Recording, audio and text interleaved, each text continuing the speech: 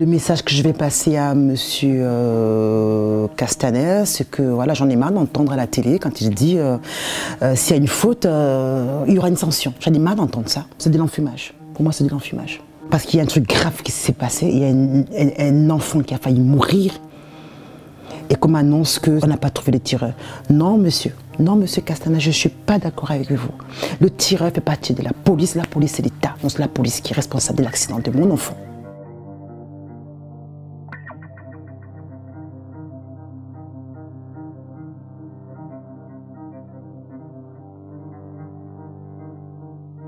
Le 12 janvier, mon fils est parti de chez nous à 14h30. Hein. Je me rappelle très bien parce que j'y étais, c'était un samedi. Donc en fait, il avait repéré une veste en solde. Donc il voulait une veste. Il cherche cette veste. J'ai dit non, tu vas attendre les soldes. Les soldes commençaient le mercredi, donc il est parti le samedi pour acheter cette veste-là, de peur que la taille, qu'il ne la retrouve plus.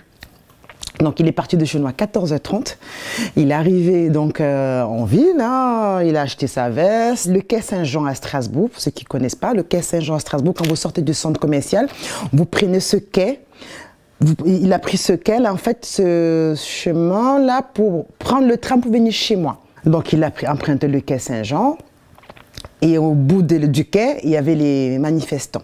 Le tram il prenait trop de temps, du coup on a attendu du craie qu'on a mis, on allait voir. Au début, on n'arrivait pas à voir parce qu'on était trop loin. Du coup, mon ami, il s'est rapproché, mais j'ai dit non, reste pas ici, on nous prend pour des gilets jaunes. Viens vers là-bas, c'est calme et rien. On est parti, on s'est posé pour regarder.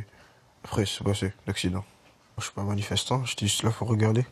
Tu vois, t'as un sacré trou. Ne touche pas. Donc il y a l'hôpital Pierre qui m'a appelé pour me dire écoutez, madame, dépêchez-vous, il y a les pompiers qui amènent votre fils, on va l'amener au bloc en urgence, il faudrait que vous venez signer les papiers comme il est mineur. J'ai dit attendez, qu'est-ce qui se passe? Mon fils il est parti acheter une veste, vous m'appelez quel fils, machin et tout, je comprends rien. Elle m'a dit il a reçu un tir de flashball. Et j'ai dit flashball, au départ, moi je crois que c'était paintball. Vous savez, le truc des jeunes, là. J'ai dit, attendez, paintball, il partait acheter une veste. Elle dit, non, flashball, il y a les manifestations à Strasbourg. Et là, je suis restée, j'étais choquée, j'ai dit, waouh! Parce que depuis le mouvement des Gilets jaunes, à Strasbourg, on n'a jamais eu de violence. Jamais eu de violence. Donc comment je pouvais imaginer que ça allait dégénérer? Je n'aurais jamais laissé mon enfant partir. J'allais à l'hôpital, j'ai vu mon fils plein de sang, la joue percée. C'était... Ils m'ont expliqué, enfin le médecin m'a expliqué que la mâchoire était broyée, pas fracturée, hein, broyée en bouillie. En bouillie. Donc ils ont mis les broches pour consolider, pour que ça se régénère en fait. C'était la seule solution. Après il y avait un énorme trou, ils ont fait une chirurgie, ils ont recousu. Enfin, bref, c'est le carnage quoi. Et je vois un article du DNA où la police qui dit qu'ils ont tiré sur mon fils parce que c'est un casseur. Ah là, j'ai pété un câble. Là, j'ai pété un câble. J'ai dit, ce pauvre gamin qui n'a rien fait, qui est sur le lit d'hôpital, qui est en train de se battre. Ils accusent mon fils de casseur. J'ai dit non. Alors là, ça, je ne vais pas m'arrêter là. C'est comme ça que le lundi matin, je suis allée à la police, je suis allée porter plainte. Non, ça me tire sur mon gamin.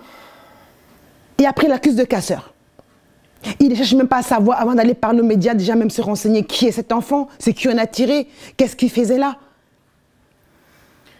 Qu'il ait même tiré sur mon fils involontairement, que ce soit un accident. Mais faites attention à ce que vous dites, quoi. Excusez-vous, reconnaissez les torts. Je ne souhaite pas ça à un parent de voir son enfant innocent, c'est un lit d'hôpital en train de se battre pour s'en sortir. Parce que mon fils, il a frôlé la mort. L'IGPN m'a envoyé le mail début septembre pour me dire qu'ils ont transmis les conclusions de l'enquête au procureur. Donc ils ont dû devoir avec mon avocat pour rentrer en contact avec le procureur pour prendre connaissance du dossier. C'est long. Vous aimeriez comprendre, vous attendez, vous dites qu'est-ce qui va se passer, qu'est-ce qui se passe. Vous avez hâte d'être à la fin de l'enquête pour voir qui a tiré sur votre fils, si c'est volontaire ou pas volontaire. Il y a plein de choses, quoi. Vous avez hâte d'y être pour qu'on vous explique voilà, exactement ce qui s'est passé. Donc depuis septembre, pendant 2 mois, j'ai attendu encore. Et en fait, ils ont envoyé le courrier donc, à mon avocat et à moi aussi. J'ai reçu quand avant-hier là. Et c'est l'avocat donc qui m'a appelé pour me dire que voilà, qu'on a fait classer sans suite. Le message que je vais passer à monsieur Castaner, c'est que voilà, j'en ai marre d'entendre à la télé quand il dit s'il y a une faute, il y aura une sanction. J'en ai marre d'entendre ça. Parce qu'il n'y a jamais de sanction. Il y a des fautes. Il appelle quoi une faute? Déjà le fait de tirer, d'utiliser un LBD, tirer sur quelqu'un, sur le visage, même si c'est un casseur, c'est qui que ce soit, il est formellement interdit de tirer sur le visage. Donc ça, c'est déjà une faute. Donc je ne sais pas pour lui ce que c'est qu'une faute. L'État était censé protéger cet enfant-là.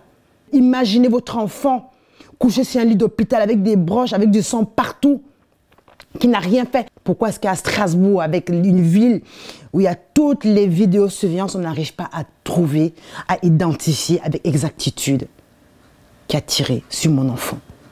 Le tireur fait partie de la police c'est l'État. Donc c'est la police qui est responsable de l'accident de mon enfant.